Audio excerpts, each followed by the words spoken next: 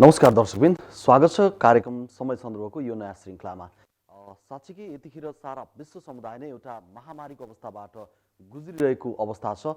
विश्व समुदायलाई नै र मानव जगतलाई नै चुनौती दिने गरी कोरोना भाइरस कोभिड-19 नामक एउटा रोगको कारणले गर्दा अहिलेसम्म विश्वभरमा 24,06,905 जनाभन्दा बढी सङ्क्रमित भइसकेको अवस्था छ भने 1,65,058 जनाले ज्यान गुमाइसकेका छन् र नेपालमा पनि अहिलेसम्म 31 जना सङ्क्रमित भएको अवस्था छ भने 31 जना मध्ये 4 जना अहिलेसम्म निको भएको अवस्था छ। यो परिस्थितिमा सारा विश्वभर नै एउटा त्रसितको अवस्था छ। आम मानव समुदाय एउटा त्रसित भएको अवस्थामा र नेपालमा पनि आज यो रोकथामका लागि कोरोना भाइरस नामक रोगलाई नियन्त्रणका लागि सरकारले लकडाउन गरेको आज 28 दिन पुगेको छ।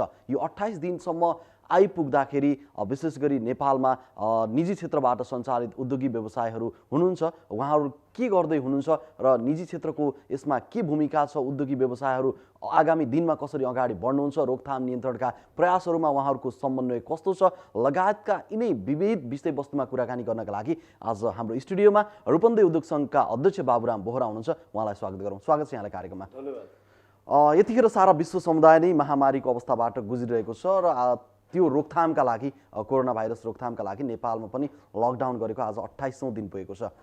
यहाँको 28औं दिनहरू कसरी बितिरहेको छ? अब खास गरेर अहिले मुलुकमा मात्रै नभएर विश्वमा विषम परिस्थिति सिर्जना भएको छ। यो वास्तवमा यो चाहिँ अनुभवका आधारमा, अनुभूतिका आधारमा नहिजो त्यो कसैले यो पुस्ताले बिहोरेको थियो र सायद भोलि पनि बिहोर्न नपर्ला भन्ने कुरो अपेक्षा गरौँ। अब यो सन्दर्भमा अचानक अब हामीले सरकारले लकडाउन नै अब यो विश्वमा देखिँदाखेरि उत्तम चाहिँ विधियो भने पश्चात हामी लकडाउनमा अनुशासित भएर बस्नुका साथसाथै हाम्रो सामाजिक उत्तरदायित्व पनि आफ्नो ठाउँमा छ।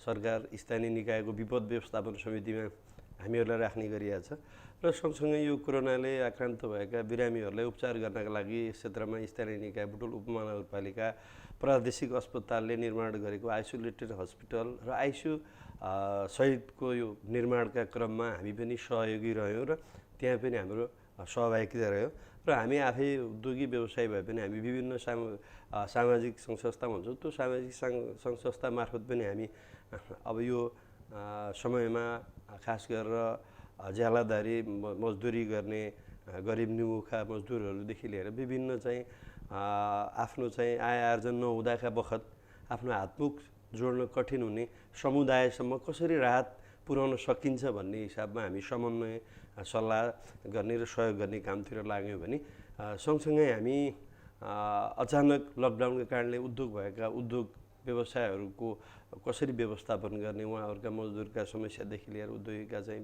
व्यक्तिगत समस्याहरू छन्, उहाँहरूका किस्ताका छन्, होइन 1 महिना लगभग पुग्न लागिसकेको स्थिति छ। अब के हुने भन्ने अनुकूल स्थिति छ, किन भन्दा भोलिको दिन पनि कसरी बित्ने भन्ने पनि छ। यो समयमा यहाँहरू नियन्त्रण रोकथाम सँगसँगै राहतका प्याकेजहरू विभिन्न कुरामा चाहिँ व्यस्त नै हुनुहुन्छ। ती कुराहरूमा समन्वय गर्ने अलिकति नेतृत्वमा भएको कारणले गर्दाखेरि हामी अब रूपन्देही उद्योगसँग जिल्लाभरिका उद्योगीहरूलाई समेट्नु पर्ने भएको हुनाले अलिक बेसी चाहिँ सम्पर्क गर्नुपर्ने भएको हुनाले हामी त्यो समन्वय गर्ने कार्यक्रमहरूमा चाहिँ छौँ। अब अलिकति सामाजिक दूरी कायम गरेर त्यता लागेका छौँ भने अरू समय अनुशासित रूपमा घरमै बसेका छौँ। रूपन्देही उद्योग सङ्घमा आबद्ध उद्योगीहरूको वर्तमान अवस्था के छ, यहाँले कसरी लिनुभएको छ? अब अहिलेसम्म के छ भने उद्योगहरू खास गरेर केही उद्योगका मजदुरहरूलाई उद्योग साथीहरूले घर पठाइसक्नु भएको छ, केही छन् र खास गरेर हामी कहाँ लकडाउन सुरु हुनुभन्दा पहिला पनि अरू मुलुकमा देखिएको यो कोरोनाको सङ्क्रमणका क्रमले र मेटेरियलहरू आयात गर्न कठिनाइ भइसकेको स्थिति छ। उद्योगहरू क्रमशः फुल फेजमा चलेको स्थिति थिएन। क्रमशः उद्योगहरूको उत्पादन चाहिँ घटाउनु पर्ने स्थिति सिर्जना भइसकेको थियो। किन भन्दा हामी छिमेकी मुलुक चाइना र भारतबाट नै हामीले चाहिँ खास गरेर बढी बेसी उद्योगका चाहिँ कच्चा पदार्थहरू त्यहाँबाट आयात गर्थ्यौँ। त्यो सङ्केत चाहिँ पहिल्यै आइसकेको र हामी कहाँ लकडाउन हुनुभन्दा पहिले पनि त्यसले असर देखाउन सुरु गरिसकेको थियो। त्यसैले उद्योगी कहाँ उत्पादन गर्नका लागि र मेटेरियलको पनि अभाव लगायत विभिन्न कठिनाइले गर्दा उद्योगहरू बन्द हुने स्थितिमा पुग्न लागिसकेको स्थितिमा लकडाउन पश्चात त प्राय उद्योगहरू बन्द, केही उद्योगका भएका र मेटेरियल छन् भने पनि तिनी उत्पादन गर्न सक्ने वातावरण पनि अलिकति सामाजिक सोसियल डिस्टेन्स कायम गर्नेदेखि लिएर फेरि छुट्टै औद्योगिक क्षेत्र भएको ठाउँमा त त्यो सम्भव पनि हुन्छ। अब अन्य क्षेत्रमा रहेका उद्योगहरूलाई त्यो कठिनाइ परेका कारणले प्राय उद्योगहरू बन्द रहेको स्थिति चाहिँ छ।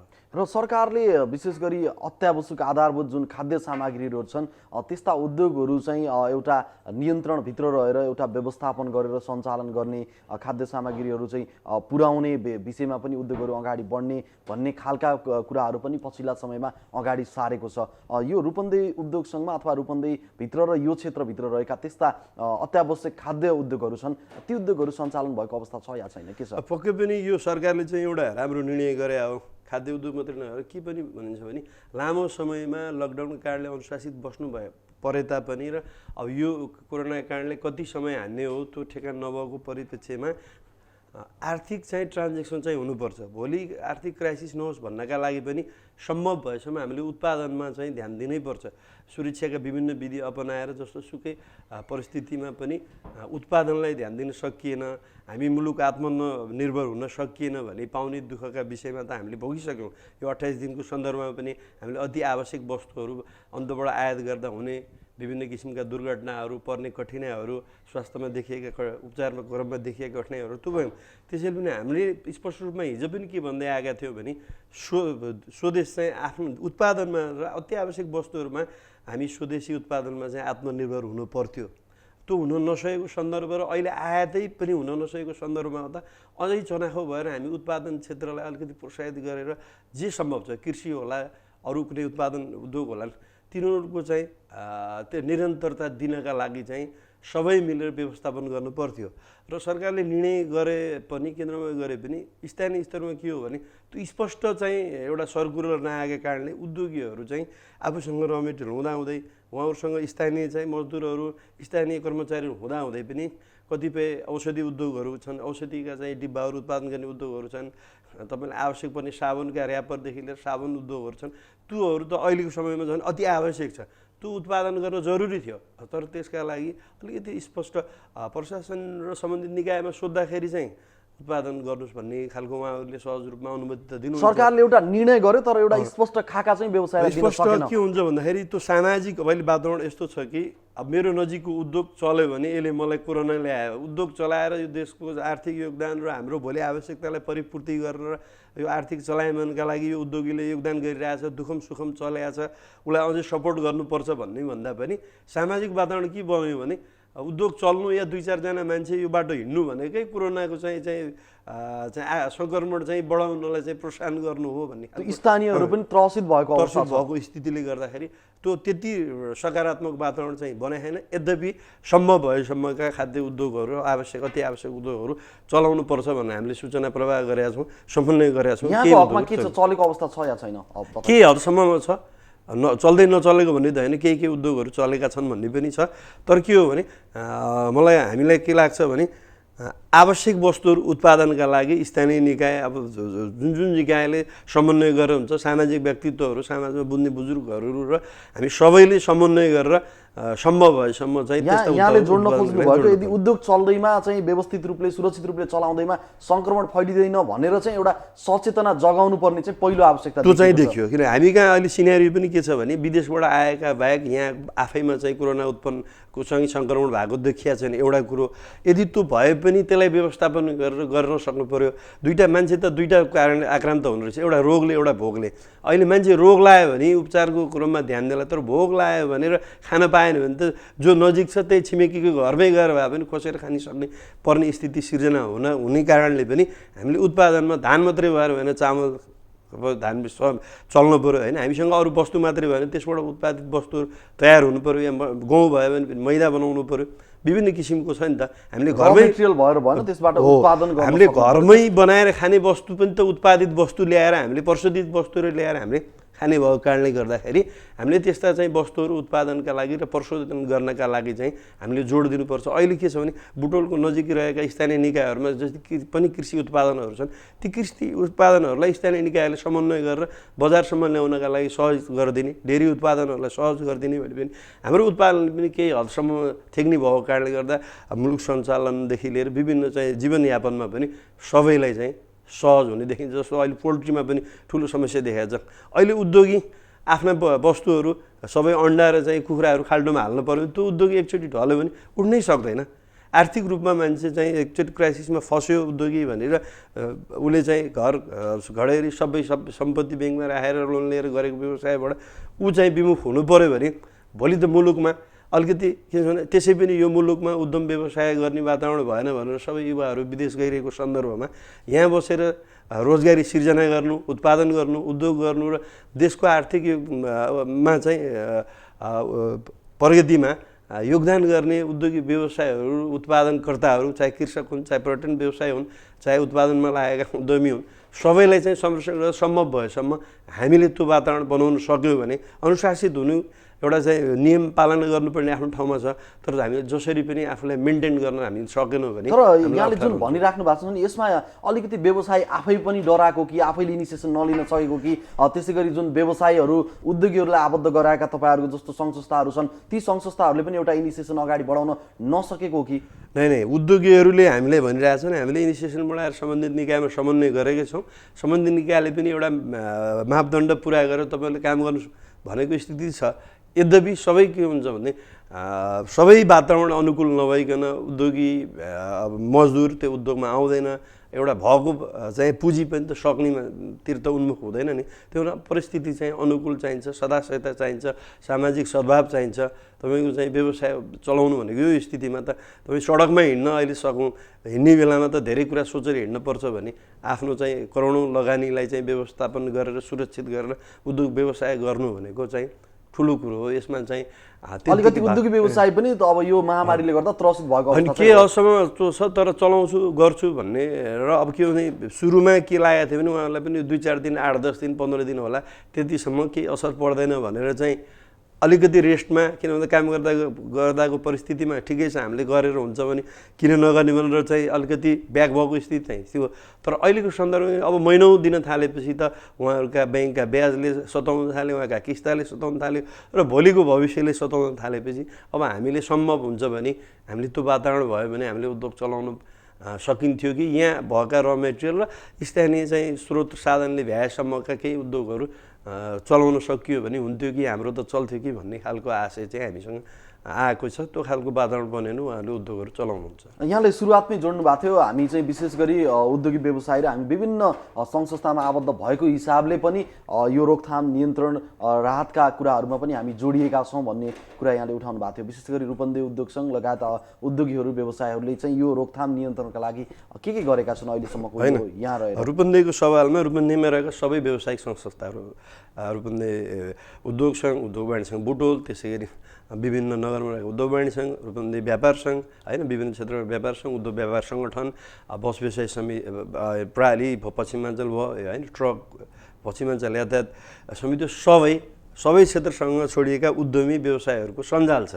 त्यो जहिले पनि राजनीतिक परिवर्तनदेखि लिएर देशमा पर्ने विभिन्न समस्याहरू समाधान गर्नदेखि लिएर सरकारलाई सहयोग गर्नका लागि सधैँ तयार भइरहेको छ र गरिरहेको छ। हामीले पनि यसो सन्दर्भमा पनि हामी सञ्जालको बैठक बसेर हामीले जति सक्छौँ संस्थागत रूपमा एउटा मुख्यमन्त्री राहत कोष होइन, प्रदेशको राहत कोषमा सहयोग गर्ने र आफ्नो संस्थाको अफिस जहाँ छ हेड अफिस त्यहाँको चाहिँ स्थानीय निकायलाई पनि सहयोग गर्ने भने पश्चात सबैले यथाशक्य सहयोग गरेको स्थिति छ। र यहाँको सन्दर्भमा प्रदेशको सन्दर्भमा के भयो भने प्रादेशिक अस्पतालले चाहिँ बुटुलको धागो कारखानामा चाहिँ आइसियु निर्माण गर्दै थियो। त्यो आइसियुको निर्माण गर्ने क्रम के थियो भन्दाखेरि सरकारी प्रक्रियाका हिसाबले भुक्तानी दिनुपर्ने विभिन्न किसिमका गर्नुपर्ने कारणले ढिलो हुने भएको कारणले हामीले इमिडिएट चाहिँ त्यो आइसियु सहितको चाहिँ हस्पिटल निर्माण गर्नुपर्ने थियो। त्यो चाहिँ किन भन्दा एकजनाको चाहिँ त्यो आइसियु नभएको कारणले ज्यान पनि गइसकेको स्थिति थियो र हामीलाई सामाजिक चाहिँ अलिकति दबाब पनि बढी थियो। त्यो बढी भएको कारणले हामी बैठक बस्यौँ, सीमित साथीहरूको उपस्थितिमा बैठक बस्यौँ र हामी सबैसँग समन्वय गरेर प्रदेशसँग, स्थानीयसँग, त्यसै गरी प्रादेशिक अस्पताल सबैसँग समन्वय गरेर हामी त्यो उठेको चाहिँ लगभग त्यति बेला हामीले हस्तान्तरण गर्दा शुभारम्भको दिन 41 लाख भनेको थियौँ, पछि पनि अरू बढ्दै गइरहेको छ। हामी त्यो रकम चाहिँ त्यहाँ निर्माण भएका हुँदाखेरि लागेका लागतहरू चाहिँ भुक्तानी गर्नका लागि चाहिँ र सहज छिटो त्यो निर्माण गर्न सहज हुन् भन्नका लागि हामी कमिटमेन्ट गरे अनुसार हामी त्यहाँ सहयोग गर्यौँ र त्यो सहयोग गरेका कारणले नै हामी इमिडिएट चाहिँ आइसियु सहितको भोलि आवश्यक यहाँले आर्थिक भौतिक र नैतिक सबै हिसाबले चाहिँ सहयोग गर्न चाहिँ हामी सफल हौँ। र यतिखेर यो महामारीको अवस्था छ, विश्व जगत नै त्रसित भएको अवस्था छ र करिब 1,65,058 जनाले ज्यान गुमाएको अवस्था छ। 24,06,905 भन्दा बढी संक्रमित भएका छन् विश्वभरमा। नेपालमा पनि 31 जना छन्, 4 जना निको भइसके। र यो अवस्थामा देशमा नेपालमा विशेष गरी 3 तहका सरकार छन्, संघीय सरकार, प्रदेश सरकार र स्थानीय सरकार। यहाँ एउटा उद्योगी व्यवसायको संस्थाको नेतृत्व गरिरहेको हिसाबले देशमा तीनै तहका सरकारले खेलेको भूमिका र सरकारले के गर्न सक्थ्यो, के गरेन, अथवा सरकारले जे गरिरहेको छ राम्रै कदमहरू चलाइरहेको छ, यहाँलाई के लाग्छ, यहाँको धारणा? अब यस्तो यो अहिलेको परिस्थिति भनेको अलिकति जटिल विषम परिस्थिति हो। मुलुकमा सबभन्दा उपयुक्त चाहिँ विश्वमै लकडाउन भन्ने छ, मान्छेले लकडाउन मानिरहेको छैन होइन। जाने बुझेका समाजका प्रतिष्ठित मान्छे बिहान साँझ इभिनिङ वाक र मर्निङ वाक गरेकै छन्। मर्निङ वाक र इभिनिङ वाकका कारणले भिड भएर ठेलामा फलफुल बेच्ने र दैनन्दिनका उपभोग्य सामान खरिद बिक्री गर्न जानलाई चाहिँ अप्ठ्यारो भएको कारणले गर्दाखेरि स्थानीय निकायहरूले बिहान र साँझको समयलाई चाहिँ छोडिदिएर अहिले अब 8 देखि 5 भन्नुपर्ने बाध्यता सिर्जना भयो। जसले बुझेको छ ऊ चाहिँ अनुशासित बन्यो र उसले अरूलाई अनुशासित हुन सिकाउने हो। अब यसै सन्दर्भमा के हो भन्दाखेरि हामीले एउटा त्यो लकडाउनको विषयमा अलिकति जति गम्भीर हुनु पर्थ्यो त्यति हुन सकेनौँ। र अर्को कुरो के भयो भन्दाखेरि र हामीले त्यसलाई चाहिँ आफूले पालना गर्नु भन्दा पनि सरकारले लट्ठी नहान्दासम्म, प्रहरीले गाली नगर्दासम्म, लट्ठी नहान्दासम्म, नियम कडा नबन्दासम्म मान्न पर्दैन भन्ने खालको रूपमा अलिकति हल्का रूपमा लियौँ। र हिजो जस्तै अरू बेलाको चाहिँ बन्द जस्तो हिसाबले बुझ्दा पनि अलिकति सडक भिडभाड बाहिर निक्लिने र अहिले स्थानीय निकायहरूले अहिले त्यो मार खेप्नु परेको कारणले 8 बजेभन्दा बाहिर निक्लिने र 5 बजेपछि बाहिर निक्लिनेलाई चाहिँ कारबाही गरिने छ भनेर स्थानीय निकायले सूचना प्रवाह गरेर 8 देखि 5 चाहिँ उपभोग्य वस्तुहरू खरिदका लागि वातावरण बनाइएको छ भनेर सूचना प्रवाह गरेको स्थिति छ। र सरकार के हो भने अब यो विषय आफैमा नौलो। हिजो हामी 72 सालमा भूकम्प जाँदा पनि हामीलाई व्यवस्थापन गर्न अहिलेसम्म गाह्रो भएर अहिलेसम्म चाहिँ पूर्वाधार त्यो उसले चाहिँ निर्माण गरेर अहिले सकेको स्थिति छैन भने अहिले यसमाथि फेरि कोरोना थपिएको छ।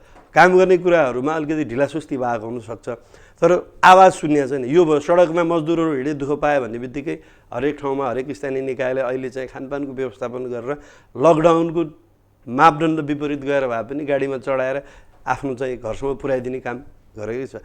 सरकारले योजनाका हिसाबले, अनुभवका हिसाबले त्यो एउटा चाहिँ समयमा इमिडिएट नभए पनि तर पब्लिकको चाहिँ र नागरिकको आवाज सुनेर सरकारले हरेक कुराहरूले एड्रेस गर्छ भने यो समयमा त्यो चाहिँ उपयुक्त गरेछ भनेर चाहिँ भन्न सकिन्छ। यति बेला चाहिँ सरकारको भूमिकालाई सकारात्मक रूपमा त्यसलाई सकारात्मक रूपमा लिनुपर्छ र यो बेलामा चाहिँ हामीले सबै राम्रा कामहरूको सकारात्मक रूपमा चाहिँ त्यसलाई समर्थन गर्ने हाम्रो पनि सामाजिक दायित्व। सरकार भनेको त हामीले बनाउने हामी नै हो नि, भोलि हामी पनि त्यहाँ जान सकिन्छ नि। त्यसैले त्यो खालको चाहिँ समन्वय गर्ने त हामी एउटा उद्योगीको चाहिँ नेतृत्व गर्ने संस्था पनि त सरकार हो नि कुनै हिसाबमा त होइन। त्यो समन्वय गरिदिने, हाम्रा मजदुरहरू घर जान पाएन भने त्यो समन्वय गरिदिने दायित्व हाम्रो। हामीले समन्वय गर्दा सम्बन्धित निकायले सरकारले कुरा चाहिँ सुन्नु पर्यो। तर जसरी सडकमा मजदुरहरू, विभिन्न निर्माण कम्पनी, विभिन्न चाहिँ हाइड्रो पावरका सोलुदेखि तपाईँको लमजुङ दोलखाका मजदुरहरू बाँके बर्दियादेखि दाङ जानलाई आए 8 दिन 10 दिन लगायो भन्ने कुरो छ। त्यो निर्माण कम्पनीको पनि दायित्व हुन्छ। एउटा त्यो स्तरको निर्माण कम्पनीले सरकारसँग समन्वय गर्न सक्नु पर्थ्यो र समन्वय गरेर उहाँहरूलाई व्यवस्थापन गर्नका लागि पहल गर्नु पर्थ्यो जस्तो लाग्छ। र मलाई लाग्छ त्यतिको स्तरका निर्माण कम्पनीदेखि व्यावसायिक सङ्घ संस्थाहरूको कुरा सरकारले नसुन्ने भन्ने कुरो चाहिँ हुँदैन होला।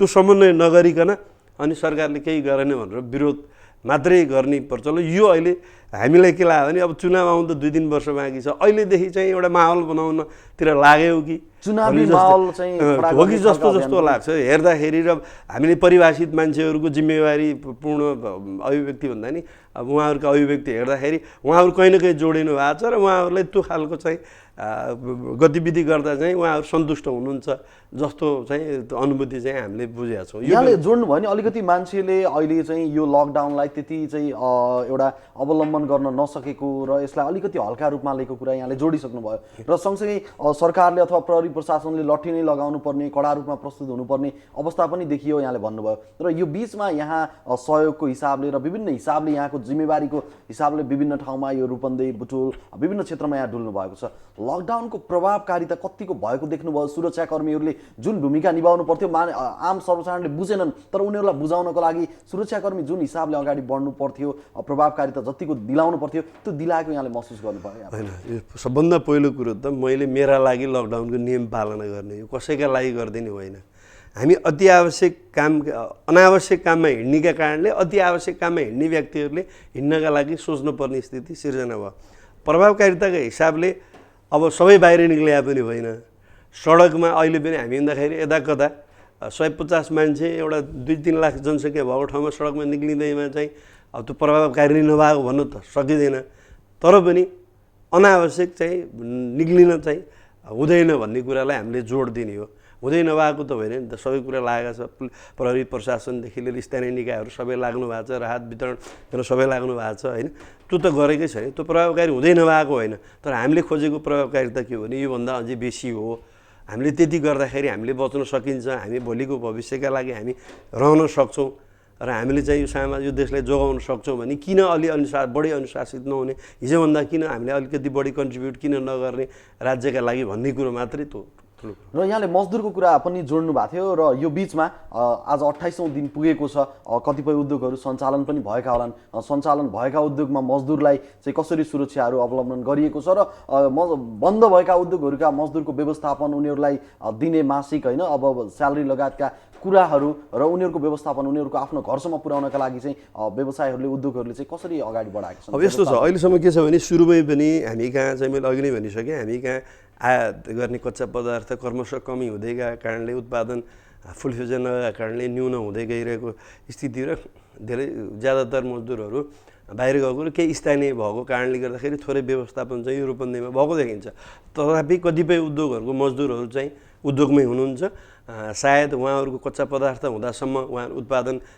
गरेको स्थिति देखिन्छ भने सकिएपछि अब त्यो मजदुरहरूको समस्या हुनसक्छ र उहाँहरूले व्यवस्थापन गर्नका लागि चाहिँ 2-4वटा उद्योगबाट फोन पनि आएको छ अब के गर्ने उहाँहरूले व्यवस्थापन गरेर घर पठाउनु पायो हुन्थ्यो भन्ने छ त्यसको लागि हामी समन्वय गरेर सम्बन्धित निकायसँग समन्वय गरेर उहाँहरूले घर पठाउनको लागि अहिले किन भन्दा अब देखिया छन् हिजो अस्तिदेखि चाहिँ अब स्थानीय निकायहरूले त्यस्तो अप्ठ्यारो पर्यो भने घर पठाउनुपर्छ भन्नेसम्मको नीति लिएको देखिएछ हालाकि अब आधिकारिक रूपमा नभए पनि एउटा समन्वय गरिरहेको देखेको हुनाले त्यसमा हामी पहल गर्छौँ रहेको कुरो मजदुरको समस्या अहिलेसम्म जहाँ काम गर्नुभएको थियो उहाँहरूलाई चाहिँ उद्योगीहरूले चाहिँ ठेकेको स्थिति छ कतिपय बाहिर विदेशकै भारतीय मजदुरहरू हुन्छ उहाँहरूलाई उद्योगीले नै पाल्नु भएको छ हैन र कतिपय स्थानीय मजदुरहरू हुनुहुन्छ उहाँहरूलाई स्थानीय निकायले राहत पनि दिएको छ त्यो भोलिका लागि पनि भोलि उद्योग चलाउनु पर्छ भन्नका लागि पनि हामी उद्योगीले अलि बेसी जिम्मेवार हुनुपर्ने बेसी लगानी गर्नुपर्ने बाध्यता खास गरेर उद्योगीहरूलाई बढी हुन्छ हामीले चले पनि नचले पनि उद्योग व्यवसाय मजदुरहरूलाई चाहिँ हिजो पनि संरक्षण गरेका थियौँ र अहिले पनि उद्योगीहरूले संरक्षण गरेको स्थिति छ र अब रहेको कुरो अब यो बन्दको कुरो के छ भने चैत महिनासम्म त 10-11 गतेसम्म उद्योगहरू चलेका थिए चैत महिनाको तलब चाहिँ अब नकाट्ने भन्ने सरकारको निर्देशन पनि थियो 8-10 दिन पनि काम गरियो ठिकै छ आफ्नै मजदुरहरू भनेर दिने कुरालाई पनि त्यो के हुन्छ भने फेरि प्राय उद्योगहरूमा मजदुरहरूले एडभान्सै लैसकेका हुन्छन् व्यावहारिक पाटो त्यो पनि हुन्छ उनीहरूको आफ्नो समस्या हुन्छन् त्यो पनि उद्योगले व्यवस्थापन गरिरहेको हुन्छ तर अब यसरी लम्बिँदै जाने भने अब उद्योगहरूले पनि ठेक्न सक्ने स्थिति एउटा जटिल समस्या तर अब यो सन्दर्भमा चाहिँ अब अहिले चाहिँ हाम्रा सबै व्यवसायिक संस्थाहरूको छात्र सङ्गठनहरूको चाहिँ काठमाडौँमा सरकारसँग समन्वय गर्ने छलफल गर्ने काम भइरहेको छ होइन तब हाम्रो उद्योग सङ्घको चाहिँ छात्र सङ्गठन नेपाल उद्योग परिसङ्घ सिएनआई छ एफएनसिसिआई छ चेम्बर छ त्यसपछि साना तथा घरेलु उद्योग महासङ्घ छ उहाँहरू चाहिँ संयुक्त रूपमा बसेर छलफल गरेर अब हामी कसरी म्यानेज गर्ने कसरी दिने मजदुरका नेता साथीहरू यो बीचमा जुन श्रमिक सङ्गठनहरू छन् उनीहरूले चाहिँ तपाईँको भनाइअनुसार कतिपय उद्योगहरू बन्द हुने पर्ने अवस्था पनि पुगिसकेका छन्, बन्द पनि भइसकेका छन्, आर्थिक उपार्जनको पाटो पनि छैन र यो बीचमा मजदुरका नेताहरूले, मजदुर सङ्गठनहरूले, श्रमिक सङ्गठनहरूले चाहिँ रोजगारको ग्यारेन्टीका कुराहरू, नियमित चाहिँ तलब प्रदानका कुराहरू पनि उठाइरहेका छन्। अब यसको व्यवस्थापन त एकदमै जटिल देखियो। हो, यसको लागि के छ भन्दा अहिले यतिकै हुँदैन। अब यो अलिकति लामो छलफल गर्नुपर्छ र मैले चाहिँ माथि समन्वय गर्दाखेरि कमसेकम अब यो लकडाउन 15 पछि गयो भने अब भइसकेको बारेमा सोध्ने र अलिकति लामो जाने हो भने कसरी जाने भनेर छलफल हुँदैछ। 50% तलब दिने हुन्छ कि अब 20% 25 हो कि के हो, यस विषयमा चाहिँ अलिकति के हुन्छ। अब यत्तिकै कसैले भनेको भरमा यसको निष्कर्ष निक्लिँदैन। सरकार सबै स्टेक होल्डरहरू बसेर यस विषयमा गम्भीरतापूर्वक सरकारको पनि महत्त्वपूर्ण, किन सरकारकै नागरिक हुन्, स्थानीयलाई रोजगारी दिइरहेको छ होइन। हामीले त सरकारलाई सहयोग गरेर सबभन्दा महत्त्वपूर्ण नागरिकप्रतिको दायित्व त सरकारको हो नि। सरकारलाई हामीले उद्योगीले चाहिँ एउटा लगानी लगाएर रोजगारी सिर्जना गरिदिएर त्यो त सहयोग गरेको। त्यसमा सरकारले कति कन्ट्रिब्युसन गर्ने, उद्योगीले कति गर्ने, मजदुरले कति गर्ने भन्ने कुरा अब अहिले सबै कुरा मितव्ययी भएर अगाडि चल्नुपर्ने भयो नि। हिजोको जस्तो स्थिति रहेन नि त। अब मितव्ययी हुँदाखेरि कसले कति योगदान गरेर यसलाई व्यवस्थापन गर्ने भन्ने कुरामा गम्भीर रूपमा छलफल भइसकेको छ। मलाई लाग्छ 2-4 दिनभित्रमा यसको चाहिँ निष्कर्ष निक्लिन्छ। हामीले जोसुकै भए पनि कोही भोकै मर्नुहुन्न।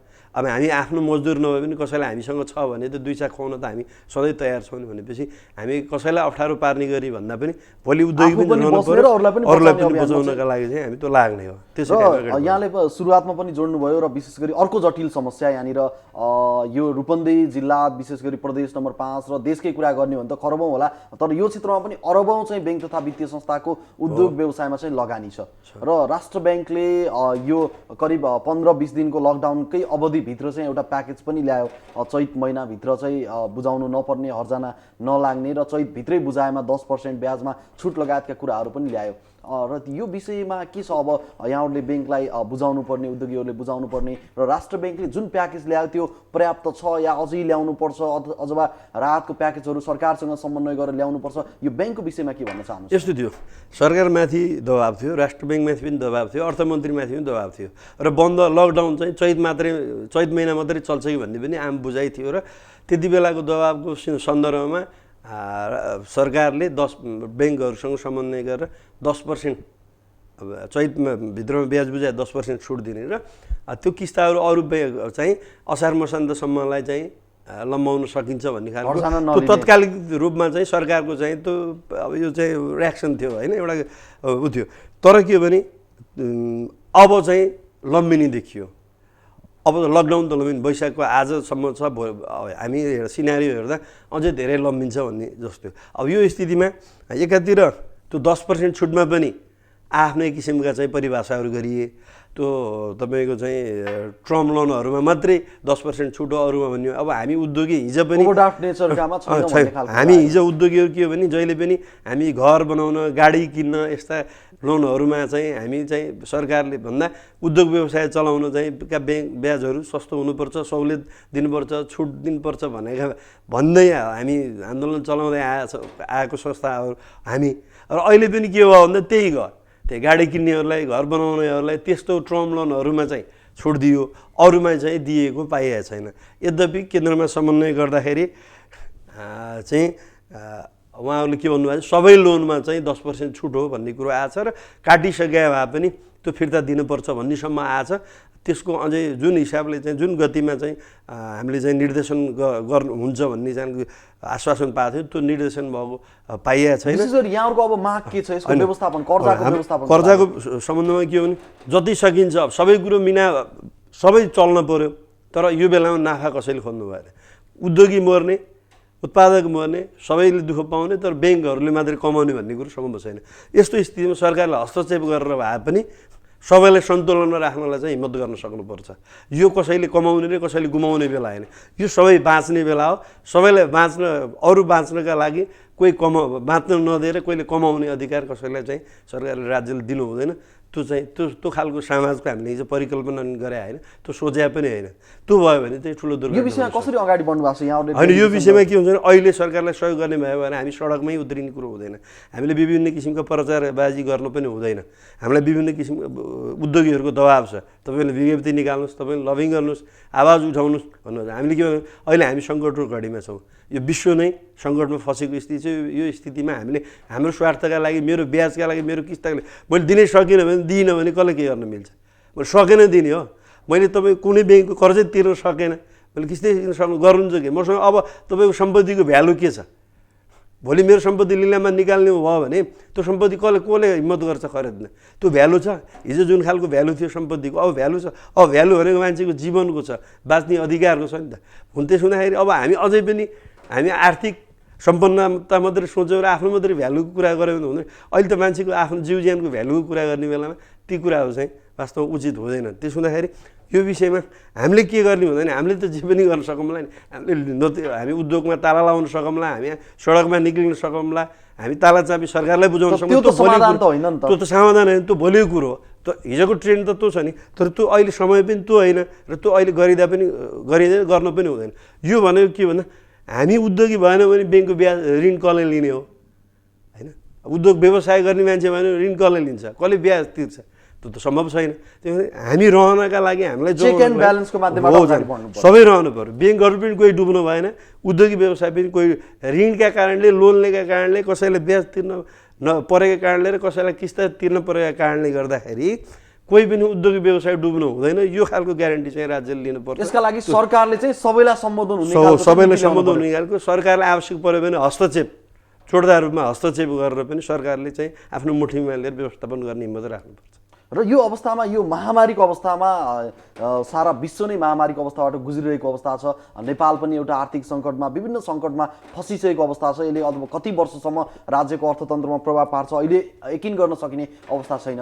यो बिचमा कतिपय उद्योगीहरू, व्यवसायीहरू अलिकति यो सारा विश्वको समस्यालाई नदेखेर व्यक्तिगत स्वार्थमा लागेर चाहिँ कतिपय कालोबजारी गर्ने खालका कुराहरू, मूल्यवृद्धि, अनावश्यक मूल्यवृद्धि गर्ने खालका र सामग्रीहरूमा कृत्रिम अभाव सिर्जना गर्ने खालका कुराहरू पनि देखिए नि त। के छ उद्योग यो विषयमा अनुगमन, नियमन के गरेका छ? यसमा के छ भने सबभन्दा पहिला त के हो भने अब खराब मान्छेहरू हरेक तर तब्कामा हुन्छ, त्यो देखिएको छ, प्रष्ट छ।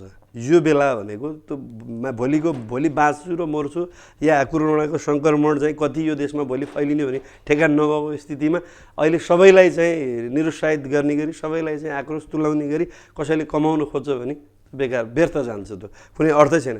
त्यो मान्छे भोलि राज्यबाट बहिष्कृत हुन्छ, कानुनी कठघरामा उभिनुपर्छ, समाजबाट बहिष्कृत हुन्छ।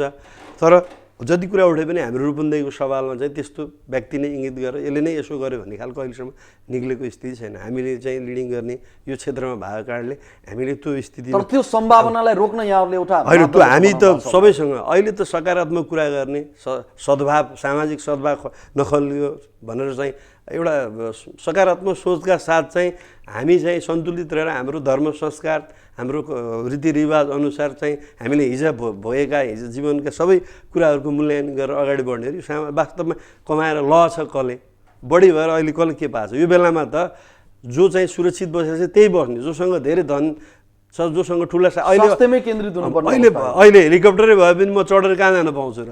अहिले मसँग भएको गाडीको के अर्थ रह्यो? तपाईँ कहाँ आउनु त म पैदल पनि आउन सक्छु। त्यसो हुँदाखेरि अहिले त त्यो वातावरण भएन भने त अहिलेको समय के हो भने समयअनुसार चाहिँ एक अर्काप्रति सद्भाव राख्ने र सहयोग गर्ने र आफू पनि सुरक्षित बस्ने नै हो। यो बेलामा दायाँ बायाँ गर्ने समय मेरो प्रश्न त्यो सम्भावनालाई चाहिँ यहाँहरूले हेर्नु भएको छ? त्यो सम्भावनालाई हामीले आफ्नो संस्थागत रूपमा हामीले सूचित गरेका छौँ। हामीले चाहिँ के हो भने यही स्थिति रह्यो भने पनि हामीले त्यस्ता उद्यमी व्यवसायीको संरक्षण गर्दैनौँ। हामी त्यस्ता उद्यमी व्यवसाय फेला पऱ्यो भने कारबाही गर्नुपर्छ भने हामी चाहिँ लबिङ गर्छौँ नि त, हामी लबिङ गर्छौँ। र यो आज 28औं दिन लकडाउनको समय यो कति लम्बिन्छ अझै पनि आकलन गर्न सक्ने अवस्था छैन। हाम्रो छिमेकी मुलुक भारतमा पनि करिब 16,000 भन्दा बढी संक्रमित, करिब 600 भन्दा बढीको निधन भइसकेको अवस्था छ। त्यसले पनि धेरै खुला सीमा नाकाहरू छन्, यसले थप जटिलता ल्याउन सक्छ भन्ने कुरा पनि हामी स्वयं महसुस गर्न सक्ने अवस्था छ। र यो लकडाउन सकिएपछि अथवा कोरोना यो संक्रमणको महामारीको अन्त्य भइसकेपछि उद्योग व्यवसाय र सम्पूर्ण क्षेत्र चाहिँ पुरानै अवस्था, सामान्य अवस्थामा फर्किन चाहिँ कति समय लाग्ला, यहाँलाई के लाग्छ? पहिलो कुरो त यो लकडाउन कति लम्बिने हो भन्ने कुरै ठेगान छैन। हामी 1 महिनाको लकडाउनलाई थेक्न 6 महिना वर्ष दिन लाग्छ भन्ने हाम्रो आकलन थियो भने अब प्रति महिना थपिँदा त यसले वर्षै हाल्छ भन्ने कुरो हाम्रो बुझाइ छ। हाम्रो हिजोको संरचनाले अब हाम्रा चाहिँ उद्योगहरू धेरै दिन चल्नु भने त्यो मेसिनै खिया लाग्न थाल्छन्। हाम्रो त्यो अरबौँको लगानी लगाइएका मेसिनहरूको पार्ट पूर्जादेखि विभिन्न किसिमका फङ्सनै चाहिँ एक्टिभ हुन नसक्ने स्थिति रहन्छ भने त्यो जुन चेन टुट्छ त्यसलाई जोड्न विभिन्न समय लाग्ने कारणले यसले धेरै नै हान्छ।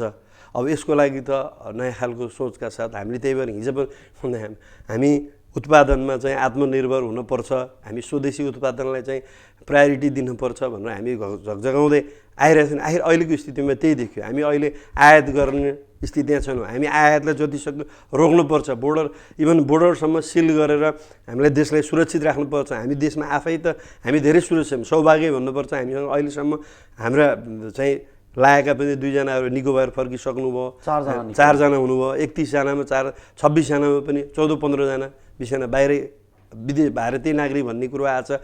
त्यसमा पनि अरू पनि विदेशबाट आएका नेपालीहरू भन्ने छ।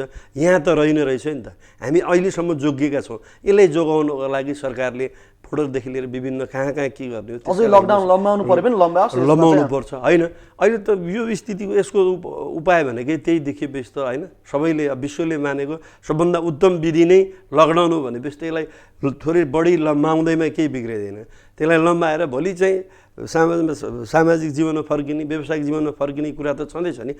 त्यसपछि त हामीले राम्रो नीति निर्माण गर्न सक्यौँ, हामीले राम्रो गाइड गर्न सक्यौँ भने त फेरि हामीले त सस्टेन गरेर चाहिँ हामी चाहिँ उद्योग व्यवसायलाई त यसलाई एउटा पाठको रूपमा लिएर थप चाहिँ हामी सिक्नु, यसबाट पनि त हामीले धेरै पाठ हुने चाहिँ सम्भावना छ नि त। हामी भोलि चाहिँ सबै कोअर्डिनेसन गरेर अगाडि बढ्न सक्यौँ, उद्यमीलाई चाहिँ सहुलियत दरमा सहुलियत ब्याजमा चाहिँ कर्जा प्रवाह गर्न सक्यौँ, राम्रो नीति बनाउन सक्यौँ, हामीले चाहिँ भएको स्रोत र साधन प्रयोग गर्न सक्यौँ भने त हामी त अझै पनि हाम्रो त मुलुक त भर्जिन ल्यान्ड नै हो नि। हामीसँग त धेरै स्रोत र साधन छन् नि, हामीसँग त यत्रो खानी नै छ। आवश्यक पर्यो भने त हामीसँग ढुकुटी भनेको यत्रो चाहिँ चुन्डुङ्गै मात्रै पनि महामारीलाई पनि हामी सबैले मिलेर चाहिँ एउटा सिकाइको रूपमा चाहिँ लिन सक्नु पर्छ। त्यसरी त थेक्न सक्छौँ। हो, हामी कार्यक्रमको अन्त्यमा आएका छौँ। अन्त्यमा लुम्बिनी सामुदायिक टेलिभिजन हेर्नुभएका आम दर्शकलाई यहाँ के भन्न चाहनुहुन्छ? सम्पूर्ण सर्वप्रथम त लुम्बिनी टेलिभिजन परिवारलाई धन्यवाद दिन चाहन्छु। यो लकडाउनको स्थितिमा पनि उद्योगिक व्यवसायका कुराहरू उजागर गर्नका लागि यो समय उपलब्ध गराउनु भयो। यसै गरी जति दर्शकहरूले यो लुम्बिनी टेलिभिजन हेर्नुभएको छ उहाँहरूलाई आफू सुरक्षित रहनुहोस्, सम्भव भएसम्म उत्पादनमा पनि लाग्नुहोस्, मितव्ययी भन्नुहोस् र व्यवस्थापन र भावी योजनाहरू भोलिका लागि कसरी अगाडि बढ्ने भनेर अलिकति जिम्मेवार नागरिकको चाहिँ भूमिका निर्वाह गर्नुहोस् र आवश्यक नपरिकन तपाईँहरू अनावश्यक रूपमा सडकमा निक्लिँदा आवश्यक पर्ने व्यक्तिहरू चाहिँ फेरि बिच बाटोबाट फर्किनुपर्ने स्थिति हुन्छ। अति आवश्यक व्यक्तिहरूलाई सडकमा हिँड्न चाहिँ कसैले पनि नरोकौँ, तर अनावश्यक व्यक्तिहरू चाहिँ जथाभावी सडकमा हिँड्ने, अनावश्यक अनर्गल गतिविधि गर्नु र आत्मरतिमा रमाउनुभन्दा पनि हामी सकारात्मक सोचका साथ यथार्थ धरातलमा अगाडि बढौँ, एक अर्कोले सहयोग गरौँ, मिलिजुली बसौँ, बाँडीचुडी खाउँ र आफ्नो जीवनको चाहिँ सुरक्षा गर्नका लागि चाहिँ हामी तल्लीन हौँ भन्न चाहन्छु। यहाँलाई धेरै धेरै धन्यवाद। दर्शकवृन्द, आजको समय सन्दर्भमा हामीसँग रूपन्देही उद्योग सङ्घका अध्यक्ष बाबुराम बोहरा हुनुहुन्थ्यो। उहाँसँग रहेर हामीले यो वर्तमान यो महामारीको अवस्थामा कोरोना भाइरस कोभिड-19 को कारणले विश्वभरि मचाइरहेको अवस्थामा उद्योगिक व्यवसायका समस्याहरू र आगामी दिनहरू र यो अवस्थामा सरकारको भूमिका, उद्योगिक व्यवसायको भूमिका लगायतका विविध विषयवस्तुमा रहेर हामी कुराकानी गऱ्यौँ र नयाँ श्रृङ्खलामा हामी नयाँ व्यक्तित्वको साथमा उपस्थित हुनेछौँ र यहाँहरू सबैले लकडाउनको पूर्ण रूपमा पालना गर्नुहोला। सुरक्षित रहने अभियानमा र यो महामारीसँग जुझ्न र कोरोनालाई परास्त गर्ने अभियानमा हामी सबैजना एकजुट हौँ भन्दै आजको लागि कार्यक्रम समय सन्दर्भबाट म लगायत सम्पूर्ण युनिटलाई बिदा दिनुहोस्। नमस्ते।